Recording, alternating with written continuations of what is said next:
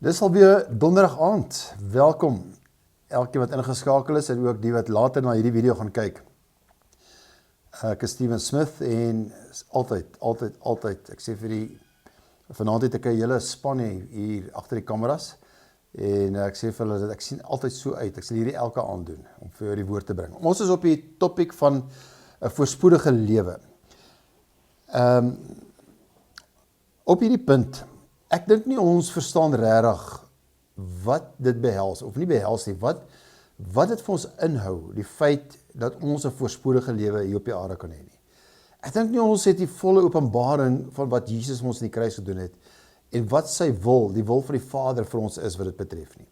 En dis my doel met hierdie aande, is om, veral nou in hierdie reeks, wat ek elke donderdag tot die Here dit andersins sal lei, is dit wat ek wil oorbring, en ek wil jou aanmoedig, download die video vir jou, kyk na hom, kyk weer na hom, kyk oor, maak ek die notas wat ek vir jou stuur, as jy op my WhatsApp groepie wil wees, dan kry jy die notas ook daarsom, maar ek glo jy het die notas reg, ek glo waar jy jouself ook al bevind vanaand, jy is reg, jy is reg om hierdie woord te hoor. 'n Voorspoedige lewe, wat behels dit? Nou spesifiek vanaand gaan ons praat oor wees 'n koninkryksbouer.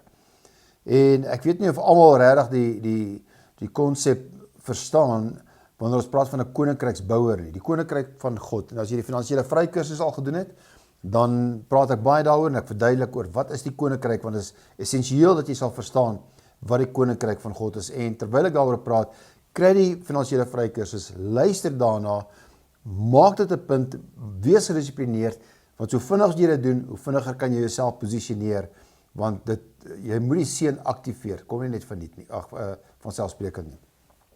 Ons skrifgedeelte waarna ons heeltyd kyk, vind ons in 3 Johannes 1 vers 2. Hy sê, geliefde, ek wens dat dit met jou in alles, hoor jy wat ek sê, in alles goed mag gaan. Hoekom is dit so moeilik vir mense om hierdie te verstaan? Dat die woord vir ons sê, dat dit in alles met ons goed mag gaan, in alles. As jy nie die geloof het, dat wat Christus vir jou in die kruis gedoen het, dat dit in alles goed kan gaan met jou nie, dan sal dit nie so vir jou wees nie. Maar dit is, ek weet nie vir jou nie, maar dit is my porsie. Dis hoekom ek die woord van God, hoekom ek dit noem, ek maak dit die finale autoriteit in my lewe. Die finale autoriteit in my lewe, as daar 'n diagnose kom, as daar 'n simptoom in my liggaam kom, as my bankrekening met my praat, as resessie iets vir my wil sê, al daai is eksterne faktore wat wil indring en my wil aftrek en wegtrek van God se beste vir my lewe en wat ek moet glo en wat God vir my het. En daarom maak ek die woord die finale autoriteit wat sê, daar staan geskrywe. En hier sê dit, ek wens dit met jou in alles, hoor jy wat ek sê? In alles, ek wens ek het 'n mic in my hand, dat ek soos die evangelist vir jou kan preek. In alles goed mag gaan, en dat jy gesond is, soos dit met jou siel goed gaan. Hoor nou wat sê die Here verder vir ons. Daar's so baie skrifte, maar ek haal maar net 3 aangehou hier vanaand. In die begin, Jeremia 29 vers 11. Want ek weet, God sê, ek weet, die allerhoogste El Elyon, die alomwetende God, die almagtige God, sê, ek weet watter gedagtes ek aangaande jou koester, sê die Here. Nou moet ons weet wat se gedagtes is dit. En op hierdie tema, ons praat oor die voorspoedige lewe. Ek weet, en spesifiek sê hierdie skrif dit ook, hy sê, gedagtes van vrede en nie van onheil nie, om jou 'n hoopvolle toekoms te gee. Die boodskapvertaling sê van voorspoed, gedagtes van voorspoed. God se gedagtes is voorspoed, mense, en hy sê, ek wens dat dit met jou in alles goed mag gaan. En ons gaan kyk, wat is die definisie van voorspoed. Johannes 10 vers 10 sê vir ons, dat ek het gekom, Jesus sê dit, ek het gekom, hoor julle die klem, ek het gekom, nie hy gaan kom, dit vir jou gee nie, so my gebed het nou verander, my gebed is nie meer, Here bring voorspoed vir my nie, nee, hy het gekom, dat ek lewe en oorvloed kan hê, die lewe en oorvloed kan hê. Die oorspronklike vertaling sê van daai gedeelte, as jy my boek het, dan sal jy daar gelees het, wat ek hier oor praat, hy sê, dit is 'n kwaliteit en 'n kwantiteit van lewe, van die een wie dit gee. Kwaliteit en kwantiteit lewe. Jesus het gekom, dat jy die lewe kan hê in dit in oorvloed. So weer eens net gou-gou, wat is 'n definisie van voorspoed? En dit is my definisie, jy het geen finansiële skuld nie. Dit is moontlik, mense. Ons moet ons geloof ontwikkel in hierdie area. Jy het meer as genoeg geld om elke goddelike opdrag wat God vir jou het, en dit gaan ons vanaand behandel, te vervul en genoeg oor om ander mense te help. Wanneer die Here by jou kom en sê, want geld is 'n instrument, en vir jou sê, dis wat jy moet doen daarmee, dan is ons in staat om dit te doen. So kom ons praat oor die tema van vanaand, definisie van 'n koninkryksbouer. My definisie is, jy omskep, eenvoudige definisie, jy omskep daardie rande, of daai dollars, ek hou daarvan om eerder dollars te sê, want dit is 16 keer meer, jy omskep daai rande in soldate om koninkryksdoeleindes te bereik. Jy omskep daai soldate geld om koninkryksdoeleindes te bereik. Nou luister gou hierso, hierdie is verniet. Geld is 'n tool, geld is 'n instrument wat vir jou werk. Ons is nie geroep om vir geld te werk nie. In die koninkryk van God, het ek laasweek gepraat, is daar sleutels. En wanneer ons hierdie sleutels gebruik, dan het ons toegang tot God se manier van dinge doen, wat dinge vir ons ontsluit. En die seën van die Here maak ryk en moeitevolle arbeid voeg niks daarby toe nie. Dit is powerful. Voorspoed, dis waaroor ons praat. So kan ons vanaand net vir algemeenshalwe erken dat daar in die verlede swak lering in die kerk was oor finansies. En selfs geen lering oor finansies, want mense is te bang om daaroor te praat. Terwyl die woord meer as 2000 keer verwys na geld en verwys in 'n goeie opsig daarna. Maar daar was ook swak lering aangaande die hemel gewees. En alhoewel daar swak lering oor die hemel is, oor eskatologie, oor die eindtye, verwronge gedagtes daaroor, beplan ek nog steeds om hemel toe te gaan. Ek kan nie nou sê daar swak lering oor die hemel en ek besluit ek gaan nie hemel toe nie. As daar swak lering oor geld is, dan dit gaan my nie afsit oor voorspoed nie, oor God se plan vir my lewe nie. Baie mense het ek gesien oor die jare in die kerk is meer bang vir voorspoed as vir die merk van die dier. Hoekom is ons so bang? En ek gaan die pendulum bietjie vir jou skuif vanaand. Op grond van daai eerste 3 skrifgedeeltes wat ons gelees het. Ek weet wat gedagtes. Geliefde, ek wens met jou in alles goed mag gaan. Dis tyd, as jy hier ingeskakel is na hierdie luister, moet jy hierdie hoor en wil jy hierdie hoor. Dis tyd vir jou om in alles voorspoedig te wees. Dit is nie God se wil vir jou om van maand tot maand te leef nie. Party mense leef nie van maand tot maand, hulle leef van die eerste tot die derde. Na die derde is al die geld op. God se wil vir jou is om oorvloed te hê. God se wil vir jou is om meer as genoeg geld in jou bank te hê. So, mense het 'n vrees vir welvaart. Hulle het 'n vrees vir voorspoed. En nou, as gevolg daarvan, ignoreer hulle dan die waarheid. Maar jy's ingeskakel, dis die goeie nuus, stuur die boodskap aan, want ons moet hierdie evangelie uitkry. So as jy die waarheid ignoreer, dan is jy al reeds verkeerd, en jy sal nie kan ontvang wat die Here vir jou het nie. Hierdie is 'n stelling van my, wat ek oor die jare vir myself gebruik, en jy kan dit ook gebruik vir jouself. I rather attempt to do something great and fail, than attempt to do nothing and succeed. No, you see, I'm going to attempt to prosper in every way of my life. Because the word says so. Ek streef daarna, ek gaan daarvoor, ek preek daaroor, ek wil mense help daarmee, want dit is God se wil vir jou lewe. Nou hier is die waarheid, As die vyand, die duiwel, jou siek en arm kan hou, sal hy jou eindbestemming, jou doel ernstig beperk, mense. Die Bybel sê vir ons, die vrou wat in bloedvloeiing gelei het al haar geld spandeer aan dokters. En Jesus het kompassie oor haar, sy reik net uit, sy druk deur die skare, om sy soom aan te raak. Sy mag dit nie eens daar gewees het, en ek wil nie nou te veel tyd daarop spandeer nie. En Jesus sien, dat sy het al haar geld alreeds spandeer op dokters om gesond te word. Sy het nie oorvloed ervaar nie. Sy is siek gewees, sy kon nie haar doel bereik nie. So laat ek dit weer sê, as die vyand jou siek en arm kan hou, gaan hy jou ernstig beperk, en die kwaliteit en die kwantiteit van lewe, wat Jesus gekom het en reeds vir jou bewillig het. So wat is die 2 leerstellings, waarteen die meeste Christene in tweedrag staan, in stryd in die kerk staan? En dis genesing en finansies. Daai twee dinge, hulle beklei daaroor. Ja, dit het opgehou met die apostels. Dit is nie, jy sal 'n skrif lees oor voorspoed, dan sal hulle sê, ja, maar dis nie eintlik wat die skrif daar bedoel nie. Hoekom sukkel hulle om net te aanvaar wat die wil van God die Vader vir hulle is? Is 'n gebrek aan kennis oor dit. So, ek het goeie nuus vir jou vanaand. Jesus het nie vir die siekte en armoede evangelie gesterf nie. Hy het nie. So daar is geen voorspoed evangelie nie. Steven preek jy die prosperity message. Daar is nie 'n arm message nie. Die boodskap van die evangelie van Christus is 'n voorspoed boodskap, mense. Dis die wil van God die Vader vir jou. Dis van natuur binne die mens, binne jou wat na my luister, om jou huis vir jou om te sien en die beste vir jou kinders te gee en vir jou gesin te gee in elke facet. Want dit kom van die Here af. Dis sy wil. Ek weet watter gedagtes ek ingaan na jou koester, sê die Here. So, jy mag vanaand vir my vra, Steven, waarvan praat jy? Sluit die evangelie van die koninkryk voorspoed in? 100% mense, 100%. Wel, ek wil jy moet kyk hoe armoede as 'n vloek op hierdie aarde gekom het. Die Bybel sê dat dit deur die sweet van die voorkop en dorings en dussels gekom. Dis hoe die vloek gekom het, dis hoe hy geactiveer is. En ek het vroeër die jaar, het ek baie in detail met julle oor hierdie, wat ek nou gemaak het, die stelling, gepraat, so gaan terug na die video's toe, gaan luister, as jy notas geneem het, dan sê jy weet waarvan ek praat. Nou onthou wat Jesus op hom aan die kruis geneem het. Wat het hy op sy kruis geneem? Aan die kruis het hy op sy voorkop geneem dorings en dussels as 'n kroon. En die bloed het gevloei.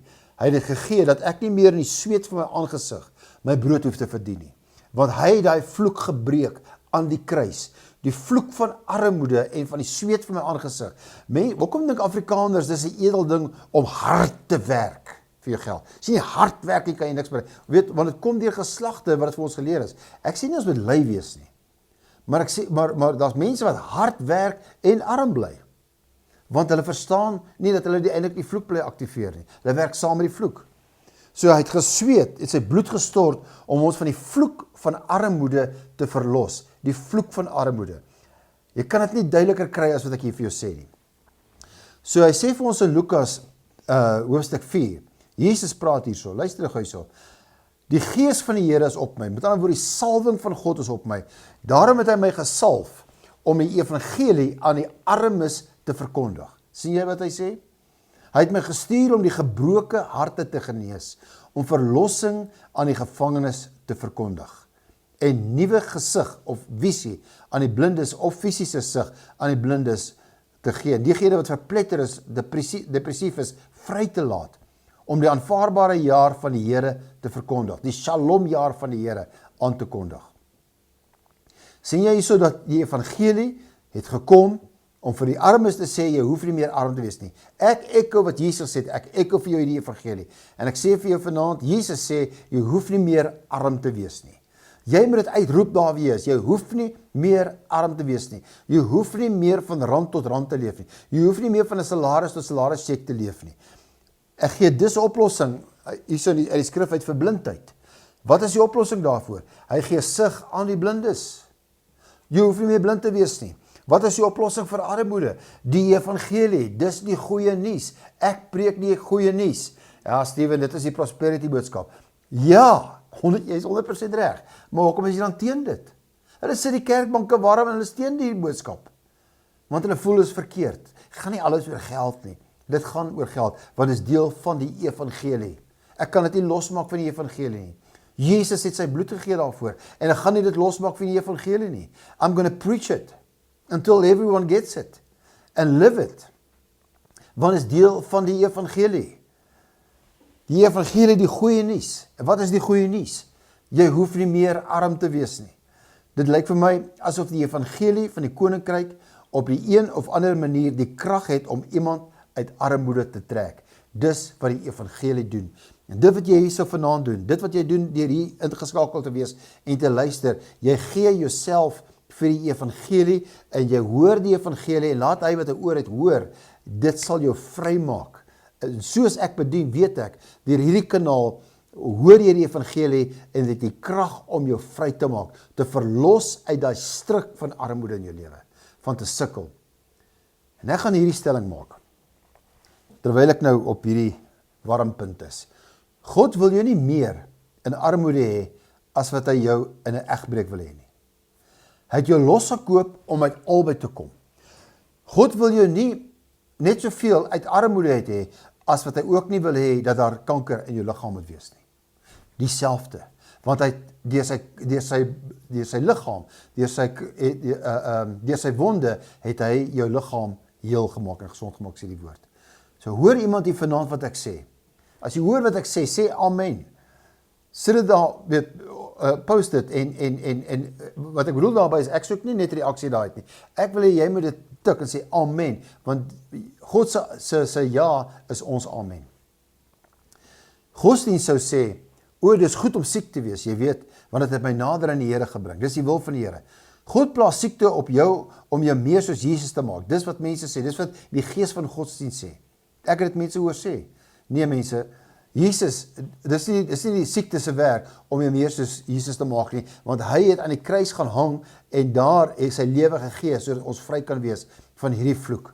Wel, Jesus was nie siek in die eerste plek nie, nooit, geen rekord van dat Jesus siek was nie. Dis die Heilige Gees se taak, nie siekte of die vloek se taak nie, dis die Heilige Gees se taak, om my en jou meer soos Jesus te maak. Dis hoekom hy vir ons gegee is. Dis die Heilige Gees se werk, nie siekte nie, nie armoede nie. Armoede is nie 'n goeie ding nie. So kom ons kyk gou-gou na foute in ons geloof, en ek kan nie glo waar die tyd al heen gaan nie. Foute in ons geloof. Ons gaan hierna kyk. Die eerste sê dat, nommer 1, armoede 'n geestelike waarde het. Dis 'n leuen. As geen geestelike waarde in armoede nie. Steven, is goed om sonder dit te gaan. Dit hou my nederig. Wel, as dit jou nederig hou, jy het nie nodig om armoede te kry om jou nederig te hou nie. Want dit is definitief nie Bybels nie. Jy weet dit, is geestelik, sê mense vir my, om in armoede en tekort te wees. Nee, dit is nie. So kom ek sê al dit so, wel, as armoede so geestelik is, hoekom sê die Bybel dan vir ons, om aan die armes te gee? As dit dan so heilig is. Sou dit nie net al spiritualiteit vernietig nie, wanneer ons vir arme mense gee nie. Dit gaan ons nou hulle heiligmaking beïnvloed. Hier is wat ek weet. Een van die mees effektiewe wyses om die armes te help, is om nie arm te wees jouself nie. Luister, niemand hoef sleg te voel oor hulle huidige finansiële stand nie. Maar jy moet nie tevrede wees waar jy is nie. Jy moet sê, ek kom hier uit. Ons gaan ons oë moet oopmaak om te sien wat Jesus vir ons aan die kruis gedoen het en vir ons voorbetaal het. Ons gaan nie logika gebruik nie, ons gaan nie statistieke gebruik nie, ons gaan nie, kyk na feite in ons lewe nie, ons gaan kyk na die woord van God.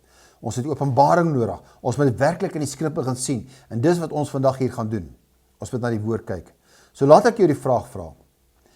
Was daar al ooit iemand, behalwe ek, wat bankrot was, meer as een keer in lewe? Ek sal glo ja, almal van ons daai plek gewees. Maar ek het op 'n punt gekom in my lewe wat gesê het, genoeg is genoeg. Die meeste van my lewe was my vrou en ek, soos hulle in Latyn sê, maximus brucus. Jy geweet sal in Latyn. Of soos die King James Version sê, jy weet, it stinketh. Poverty stinketh, it stink, mense. Hoekom is dit so trotse ding in die Afrikaanse woordeskat om te sê, dat ek is so arm ek is so arm soos 'n kerkmuis. Ek wil gesê 'n drankmuis, soos 'n kerkmuis. So, nee, ons is nie so arm. Hou op om sulke grappies te maak. Hou op om enige iets aan dit te koppel, want dit is ewel. So laat ek die vraag vir jou vra. Daar's niks goed, of die stelling eerder maak, nie vraag vra nie. Daar's niks goeds, edel of heilig daarin om arm te wees nie. Nêrens in die Bybel word armoede ooit as die verwys as na die seën van die Here nie. Die seën van die Here is nie gekoppel aan armoede nie. Dit was 'n vloek waarvan Jesus ons verlos het, period. Capiche. Dis 'n vloek. So jy kan broke wees, met ander woorde, jy kan tekort en arm wees in jou lewe, maar jy moet daar uitkom. Tekort is 'n tydelike finansiële toestand. Armoede is 'n lens wat met 'n skamele moontlikheid sien. Dis wat armoede is. Jy sien nie die moontlikheid nie. Jy sien nie die geleenthede nie. Jy bly altyd arm. Jy kan nie sien die potensiaal wat na jou kant toe kom nie. Jy kan nie sien wanneer die Here 'n toedeur maak vir jou maak en 'n oop deur vir jou maak nie. Jy kan dit nie insien nie. En hier is wat ek probeer sê vanaand. Voorspoed begin met wie jy het, nie wat jy het nie. Ek praat nie vanaand oor materiële goederes nie. Ek praat oor voorspoed waarvoor Jesus sy lewe gegee het. It's the quality and quantity of life from the one who gives it. Dis 'n kragtige waarheid hierdie. God het elkeen van ons geroep om rentmeester te wees van die geld wat hy voorsien. Om 'n bestuurder te wees, gaan jy iets moet hê om reg te bestuur. Is dit nie so nie? So daar's soveel mense wat hierdie godsdienstige ding het, dat hulle kan nie iets moois en duurs hê nie, want dit voel net verkeerd. Jy gaan met gewoond raak daaraan. Daar's alles in die koninkryk wat bestuur word, vermeerder en neem toe. Alles in die koninkryk. As jy iets in die koninkryk met bestuur, deur die wysheid en die leiding van die Here, dan vermeerder dit. Want dit is die natuur van God in jou. Dan neem dit net toe. Dis hoe jy weet jy bestuur dit. As dit so goed is om arm te wees, hoekom sê die Bybel dat God Isak geseën het, sodat hy ryker en nog meer ryker geword het? So, die Bybel sê sommer skatryk geword het, is die boodskapvertaling. Wel, dit was nie Satan wat hom ryk gemaak het nie. Dit was God wat hom ryk gemaak het. Nie waar nie? As armoede so heilig en edel is, waarom word ons dan so aangemoedig om te bid, laat u koninkryk laat u koninkryk kom, laat u wil geskied, net soos in die hemel, so ook op die aarde. Daar's geen armoede in die hemel nie. Daar's geen resessie in die hemel nie. Daar's geen 30 jaar verbande op ons herehuise in die hemel nie. Luister, God het oorvloed in gedagte. Die vyand het 'n begroting. Hoekom sê ek begroting? Wat bedoel ek daarmee? Met ander woorde, hy het beperkte hulpbronne. Laasweek het ek gesê dat 1 miljoen rand môreoggend jou bankrekening gaan nie die hemel iewes skielik armer maak nie. Maar wanneer jy 1 miljoen rand uit Satan se koninkryk vat, maak jy hom armer. Definitief. Dis tyd dat ons oorlog verklaar teen dit. Miljoene moet na jou toe begin kom. Klaar. So as geld so sleg is, waarom gooi Satan dan nie al die Christene toe met rykdom nie? Hoe meer geld, hoe vinniger gaan hulle hel toe dan. So eenvoudig is dit. Nee, die vyand wil dit van jou weerhou. Hoekom wil dit van jou weerhou? Want dit is 'n tool. As dit goed was, dan sal jy mos nou toegegooi, as dit sleg vir jou was, dan sal jy mos toegegooi daarmee, en dan is jy mos nou klaar, een lekker demoontjie vir hom, en jy opereer vir hom, jy gaan hel toe. Jy sien hoe ons mislei? As geld so sleg is, hoekom het Satan dit van Job al weggeneem?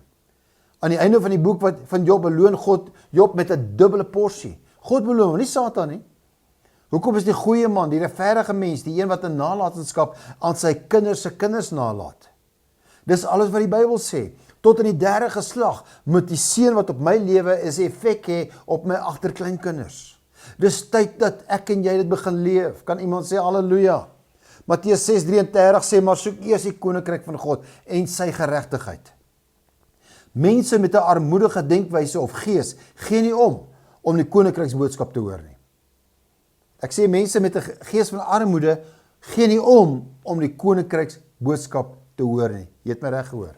Maar wanneer die volgende deel van die vers kom, wat sê al hierdie dinge gaan vir jou bygevoeg word, slaat hulle die brieke aan. Ja, maar jy weet, ek vra nou nie veel van die Here nie, as hy my maar net kan seën vir hierdie maand.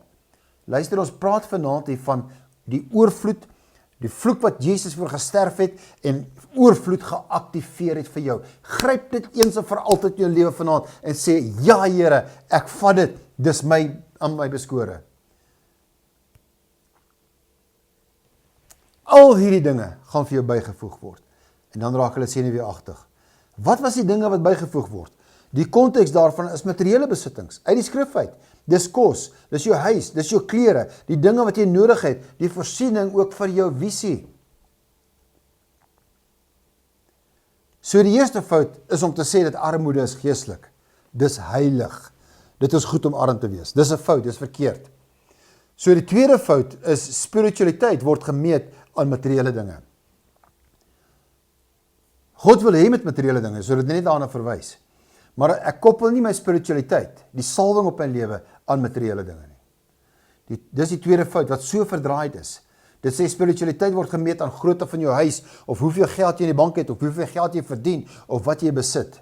Jy kan nie jou salwing of jou spiritualiteit daarin meet nie. Luister hier vanaand, materiële besittings is nie 'n teken van God se seën nie. Daar kom dit sommer net plain weg uit. Daar is wel tye in die Bybel, wat hy verwys na mense, as gevolg van die effek van die seën, wat op hulle lewens was, dan praat hy na verwys hy na materiële goeders. Maar al daai mense het nooit na dit verwys as die seën van die Here nie. Hulle het geweet, hulle is die geregtigheid van God in Christus Jesus. Maar hulle lewe het direk verband gehou met hulle verhouding met God. Dit was Abraham, dit was Isak, dit was Jakob, dit was Josef, dit was Job, dit was Dawid, dit was Salomo. God was die direkte oorsaak van hulle seën wat in materiële dinge gemanifesteer het. Halleluja! Die huis van Obed-Edom, die man waar die ark wat Dawid teruggebring het, toe hy hom in Obed-Edom sy huis gaan los. En toe hy die ark binne Obed-Edom sy huis gelos het, sy huis net begin voorspoedig geraak, sê die Bybel. Wat het gebeur? Alles was geseën. En almal rondom hom het begin opmerk wat anders was in Obed-Edom sy huis. Genesing, heelheid, voorspoed, alles wat hy sy hand geslaan het, was net geseën geweest. Selfs die koning het dit begin agterkom. Want hy het die teenwoordigheid van God in sy huis gehad. Dis waaroor dit gaan. En wanneer die teenwoordigheid van God in jou lewe het, is die effek daarvan, die seën is geaktiveer, en jy sal die materiële, moenie dit omdraai nie. Jy soek nie na die dinge nie. Ek het vanaand goeie nuus vir jou. Ons is uit tyd uit. Ek wil nie hierdie opbreek vanaand. Ek kan ons net vanaand hierdie klaarmaak asseblief. Al kyk jy net later aan die recording ook, want dit is so belangrik. Ek het die goeie nuus. As die ark van die verbond daardie soort seën kon dra, wat soveel rykdom en welvaart en voorspoed gebring het, wat van ek en jou hier vanaand? Jy is die lewende tabernakel op 2 bene. Jy die Heilige Gees, wat God mee 'n verbond mee gesmee het, ek en jou, en die Heilige Gees in jou. Jy dra soos Maria die Christus binne jou. En jy dra die heerlikheid van God binne jou. Soos Christus is, soos ons in hierdie wêreld. Luister hier vanaand, jy is een gemaak met die drie enige God. God die Vader, God die Seun, God die Heilige Gees. Jy is ingesluit soos 'n bestanddeel in 'n koekiedeeg. Jy kan dit nie losmaak nie. Dis wie jy is. Moenie dit veg nie. Don't fight it. Ontvang dit en jy gaan begin sien wat tot en deur jou gaan begin vloei. So hier is wat dit beteken. Dis nie jou werk om die welvaartspolisie te wees nie. Wat probeer uitvind wie te veel geld het en jy weet waar kry nou weer daai geld en wat doen jou kerk of wat doen jou pastoor met die geld? Ek hoor so baie dat mense kerke aanval omdat hulle sê daai kerke preek net voorspoed. Luister, in my mening kan ons vir net 'n bietjie enige ander boodskap nou stop en hierdie ding kan begin deurkry na die liggaam van Christus, so daai openbaring kan kom, dan gaan jy sien hoe vinnig in hierdie evangelie versprei en die Bybel sê wanneer almal gaan weet daarvan gaan Jesus terugkom. Dis wat ek glo. Kom ons hou op om die welvaartspolisie te wees en ander mense se oes beoordeel as jy nie weet watter saad hulle geplant het nie. Jy weet nie wat hulle roeping is nie. Jy weet nie in watter gehoorsaamheid hulle uitgestap het in die Here nie.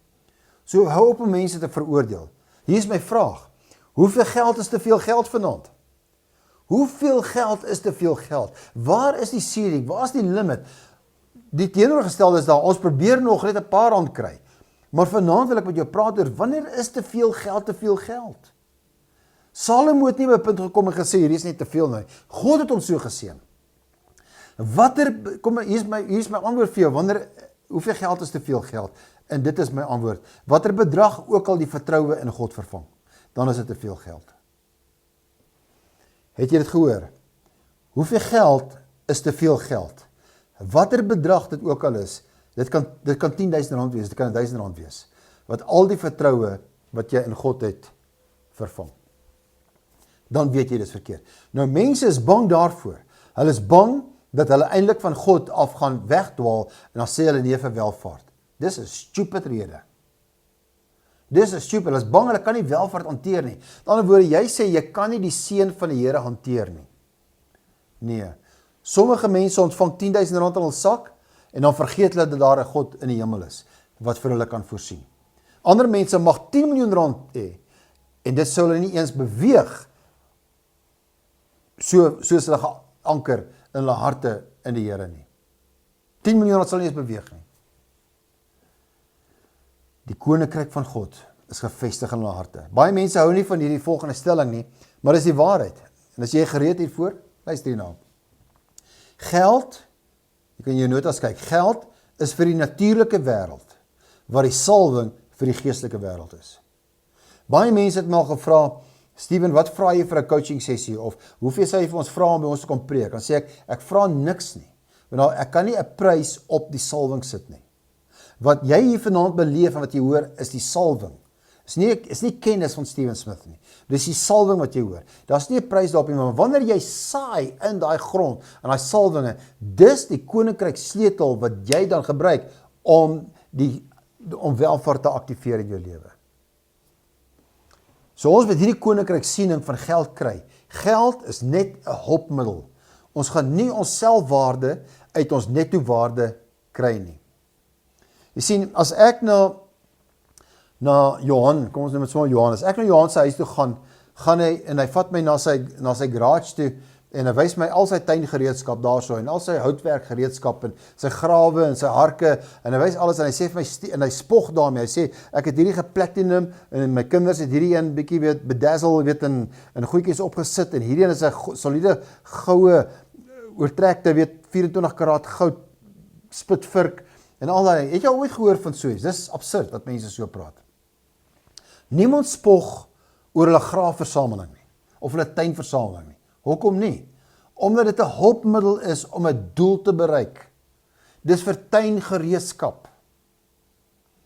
En dis wat geld is. Geld is net 'n tool. Ek aanbid dit nie, ek maak dit nie mooi nie, ek sit dit nie op nie, wanneer ek 'n mooi kar kry, wanneer ek daarmee koop, dan is dit 'n tool. Wanneer ek vir my vliegtuig daarmee koop, is dit 'n tool. Dis 'n instrument. As ek dit vir my kinders gee vir goeie onderrig, dan is dit 'n instrument. As ek dit kan gebruik vir goeie medies, is dit 'n instrument. So dis 'n tool. Onthou, ek maak van daai soldate, daai geld, soldate om vir die koninkryk van God te werk. Dit werk vir my. Dit is wat geld is. Geld is net 'n hulpmiddel om 'n doel te bereik. Jy verander jou geld in soldate om koninkryks doeleindes te bereik. En deel daarvan dan natuurlik is om vir jou eie behoeftes te voorsien. Dis skriftuurlik. Deel van jou rentmeesterskap is eintlik om die goedheid van God saam met God te kan geniet. En ek doen dit gereeld. Ek geniet my welvaart saam met God, want hy geniet dit saam met my. Kyk na 1 Timoteus 6. Hy waarsku die rykes, maar hoe eindig dit? Hy sê daarso, julle ryk mense, julle goddelose mense wat baie geld het, julle moet sleg voel oor al die geld wat julle het. Dis nie wat hy sê nie. Dis nee. Nee. Maar kom ons lees hom nou regtig vir julle. 1 Timoteus 6 vers 17 tot 19. Hy sê, beveel die rykes. Hy beveel Steven. Vir wie beveel hy? Steek op jou hand daar. Hy beveel die rykes in die teenwoordige wêreld, hierdie wêreld nou, om nie hoogmoedig te wees nie, en ook nie hulle hoop te stel op die onsekerheid van die rykdom nie. Dow Jones en JSE, en die onsekerheid van die rykdom nie. Maar stel jou hoop en vertroue op die lewende God, wat ons alles ryklik verleen om te geniet. Selah. Cut the live feed, message has gone out. Drop the mic. God wat ons alles ryklik verleen om te geniet, dat hulle goed moet doen en ryk wees in goeie werke. Dis die doel. Vrygewig, mededeelsaam en vir hulle skat dan so weglê, 'n goeie fondament vir die toekoms, sodat hulle die ewige lewe kan beerwe. Hy sê nie, jy dink jy's beter as ander mense omdat jy geld het nie. Nee, hy sê, wees ryk aan goeie werke, vrygewig, bereid om met ander te deel, en luister dan, hoe sluit dit af? Vertrou op die lewende God wat jou alles ryklik verleen om te geniet. Jy hoef nie sleg te voel oor jou seën nie, okay? Jy hoef nie. En wanneer God seën, kan jy dit ten volle geniet. Maar deel van jou hulpbronne is om die koninkryk van God na ander mense uit te brei. Geef my nog net so 'n paar minute asseblief, hou net vas. So as jy gereed vir die volgende deel hierso, want ek hoop jy het jou skreeu en jou dance and shouting shoes on. Luister hierso, ware voorspoed. Ware voorspoed. Die Bybel sê in 2 Korintiërs 9 vers 8, dis wat hy hierso sê in die Afrikaanse vertaling, God kan 'n bietjie genade na jou kant toe bring as jy goed genoeg is. Nee, dis nie wat hy sê nie. Maar dis hoe mense dit interpreteer. Dis nie wat hy sê nie. As jy gereed hiervoor, ek gaan hom heel eerste vers 8 vir jou lees uit die Amplified Classic vertaling. In julle notas ook daar. So hy sê, and God is able. Who's able? Not Cyril Ramaphosa, not the ANC, not Donald Trump, not die dollar, nie die resessie, nie een van daai mense nie. God is able to make all grace. What grace is he talking about here? Every favor and earthly blessing come to you in abundance. Sien julle die taal van die Bybel wat ek vanaand hier gebruik? Dis nie my taal nie, dis die Bybel se taal. So that you may always, when? Always, under all circumstances, whatever the need be, self-sufficient, possessing enough to require no aid or support, and furnished in abundance for every good work and charitable donation. Die Here het net vir my gesê, daar's iemand wat nou na my luister, wat weet, dis tyd dat jy jou huis koop. Jy met jou geloof uitsit, nie meer vir 'n huurhuis nie, maar vir jou eie huis. Vers 8, kom ons lees nou 2 Korintiërs 9 vers 8 in die Afrikaans. God het mag om alle genade oorvloedig oor julle te laat wees, sodat julle altyd in al opsigte volop kan hê, oorvloedig kan wees tot elke goeie werk. Ek gaan vinnig, want vir hierdie hoor. Soos geskrywe is. Hy het uitgestrooi, hy het in die armes gegee, sy geregtigheid bly tot in ewigheid. Vers 10. Mag hy wat saad verskaf, God voorsien saad aan wie? Aan die saaier.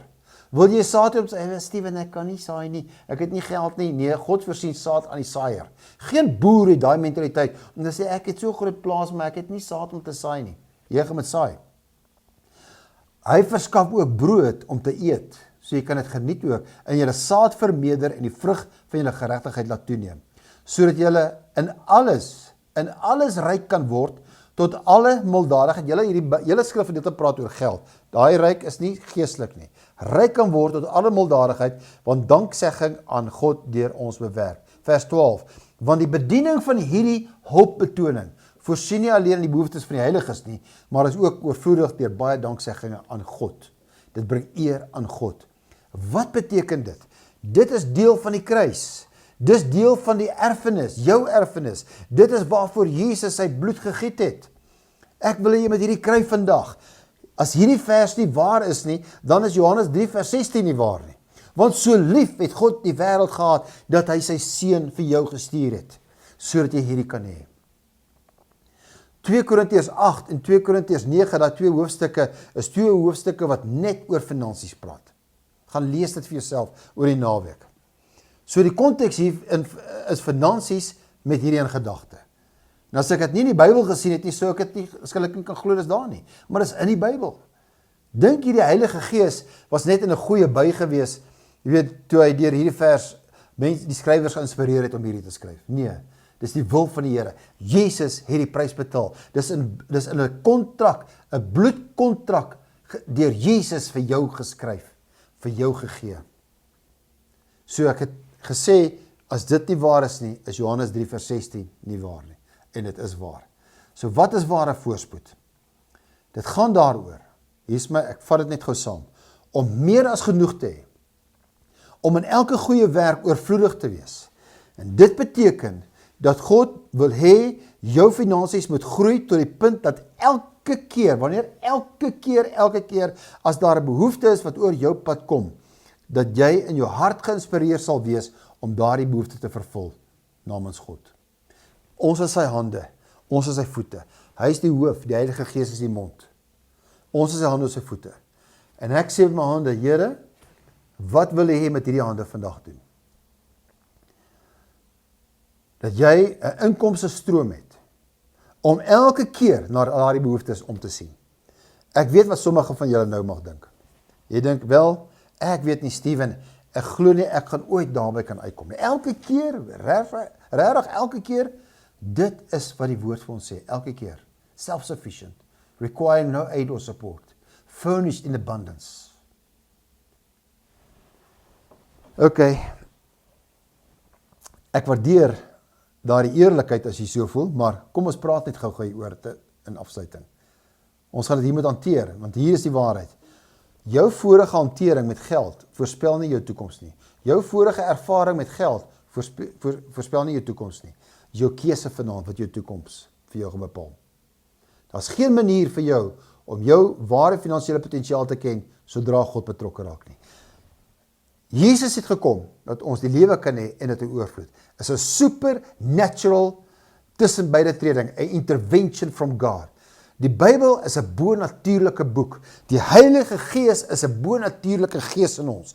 Die bloed van Jesus is 'n bonatuurlike werking gewees. Ons leef in 'n bonatuurlike sfeer wat in hierdie natuurlike wêreld uitspeel.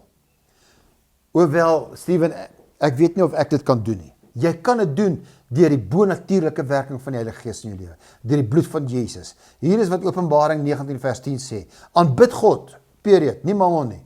Want die getuienis van Jesus is die gees van die profesie. Jou lewe moet 'n gees van profesie wees, soos wat ons Jesus getuig. Elke keer as jy getuienis hoor, profeteer, as jy getuienis hoor van al my getuienis wat ek vertel het byvoorbeeld, oor finansies, dan profeteer dit dat God dit weer wil doen. Hy wil dit weer vir jou doen. Elke keer as jy getuienis hoor, styg jou aandele, omdat jy deel is van hierdie familieonderneming. Jy's deel daarvan. As jy my getuienis hoor, dan styg jou familie, want die familieonderneming, want dis 'n profesie, is 'n getuienis. Maar party mense sien dit soos 'n pizza slice. Weet as een, hoeveel, hy het nou 2 gekry, soos klein kinders. Maar hy het nou 3 gekry, ek het tog nie 1 gekry nie. Nee, deel die getuienis, en jy sal sien dat jou vader is die pizza maker, en ek kan vir jou 'n hele pizza gee. Een van die grootste probleme, wat mense in die voorspoedlering het, kom van die oortuiging dat voorspoed selfsugtig, selfgesentreerd is. En ek het goeie nuus vir jou. Voorspoed is nie selfgesentreerd nie, want voorspoed gaan nie net oor jou nie. Regte voorspoed word gedefinieer deur hoeveel jy weggee, nie hoeveel jy vir jouself hou nie. Voorspoed gaan daaroor om 'n seën te wees, en ek het dit nou vir jou uit die Bybel uitgewys, nie wat jy besit op bymekaar maak nie. So ek mag nie vir my 'n versameling van karre nie, dis wat hy sê nie. Wees 'n seën, hier is die beginsel. Bybelse voorspoed gaan nie oor speelgoed en juwele nie, toys and jewelry and nice stuff nie, bling nie. Dit gaan oor invloed en impak. Ons praat vanaand oor wees 'n koninkryksbouer. Dit gaan oor invloed en oor impak. Invloed en impak. Is jy 'n impakmaker, 'n world changer? Hoor iemand wat ek sê vanaand hierso.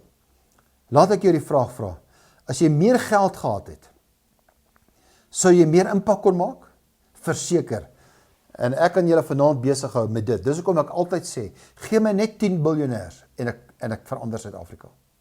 10 biljoenêers, is jy een van daai vanaand? As jy die woord hoor en jy sê ja daarvoor, moet dit nie wishful thinking en godsdienstig sê nie. Dan moet jy jouself gee, daar's 'n prys daarvoor. As jy meer geld gehad het, sou jy meer impak kon maak. Natuurlik kan jy. Natuurlik gaan ons. As jy meer geld gehad het, kon jy meer impak maak. Meer geld beteken meer impak. Dis waarna ons hier verwys. Ons moet 'n impak begin hê. En dis eintlik selfsugtig van jou om nie voorspoed te begeer nie. Jy het geweet. Wat as voorspoed nie opsioneel was nie? Wat as om geseën te wees noodsaaklik was? Sien, wanneer God net vir jou behoeftes voorsien, ontbreek die wêreld 'n openbaring van 'n oorvloedige Vader. En gee my 3 minute om af te sluit, want hierdie is wat met huis toe gaan vanaand hier.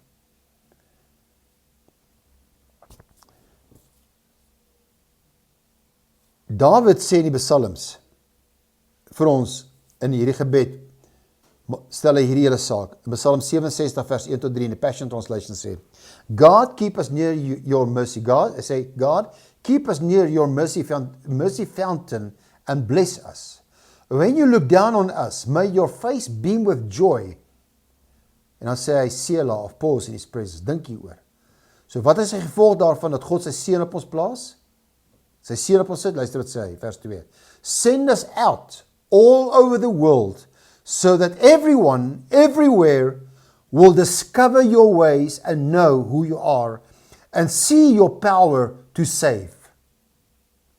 Let all the nations burst forth with praise. Let everyone everywhere love and enjoy you. Wow, wow, wow. Ek weet nie van jou nie, maar dit klink vir my soos herlewing hierdie. Ek bedoel, kyk net na daardie vers. Dit klink soos herlewing. Mense het nie kennis meer van die goedheid van God nie, en daarom is hierdie ons gebed vanaand. God, sit u hand van seën op my lewe, sodat die mense op aarde u weg kan ken. Onder al die nasies u heil kan ken, sodat hulle kan sien wie hy is, sodat hulle kan sien wie hy is.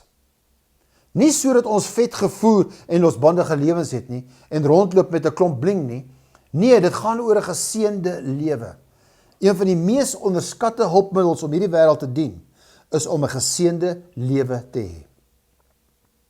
Ek praat nie net van finansies nie. Ek praat wanneer jy hemel op aarde het in jou huwelik. Wanneer jou kinders oud genoeg is om nie tyd saam met jou hoef te spandeer nie, maar hulle kies om dit te doen. Dit is die seën van die Here. Moeilike omstandighede is deel van die Christelike lewe. Maar hy sê dat ons in die lewe kan regeer deur die oorvloed van genade en die gawe van geregtigheid. Jy kan nie 'n groot gewer wees, iemand wat mildelik saai en gee as jy nie oorvloed het nie. Jy kan nie iemand anders se koppie vul as jou beker leeg is nie. Niemand hoef sleg te voel oor hul huidige finansiële omstandighede nie, maar ons moet ons oë oplig vanaand om te sien waarvoor Jesus werklik betaal het nie. Soms hoor ek stellings soos hierdie, Steven, ek wil net genoeg hê om vir my en my gesin te voorsien. Dit klink so edel en geestelik. Hier is wat daardie stelling eintlik beteken. Dis die gees van domheid en die gees van armoede wat so praat. Dit is 'n uiters selfsugtige houding om so 'n stelling te maak. Laat ek dit vir jou vertaal. My behoeftes word bevredig, wie gee om vir die res van die wêreld? Blanke Afrikaners is in hierdie kategorie uiteindelik. Solank daar net in al my behoeftes voorsien is. Hierdie gesindheid laat ons lam en useless vir die koninkryk van God. En jy is nie 'n koninkryksbouer nie. En niemand kan God sien en geniet nie. Margaret Thatcher, die voormalige eerste minister van Engeland, het die volgende stelling gemaak. No one would have remembered the Good Samaritan if he had only had good intentions. He had money as well. That's why they remember. He had money as well, not just good intentions. Wat probeer ek sê? Jy kan nie 'n groot seën wees as jy nie oorvloed meer as genoeg het as 'n vertrekpunt in jou lewe nie. Amen. Lang gepraat vanaand, maar dis 'n boodskap wat ons oorgegaan het. Jy met hierdie boodskap aftrek, download, in jou biblioteek gaan bære en gereeld daarna luister. In die naam van Jesus. Vanaand is nie 'n gebedsaand nie. Vanaand is 'n aktiveringsaand, waar iemand wat na my geluister het sê, dis ek Here. Dis ek. Lank genoeg was ek selfsugtig gewees. Lank genoeg het ek net gekyk na my eie behoeftes. Maar Here, dankie dat ek glo dat U my voorspoedig wil maak om 'n seën te kan wees, sodat die mense deur my lewe kan sien die goedheid van die Here. Halleluja. Blessings, blessings, blessings. Geseënde naweek. Sien julle volgende week.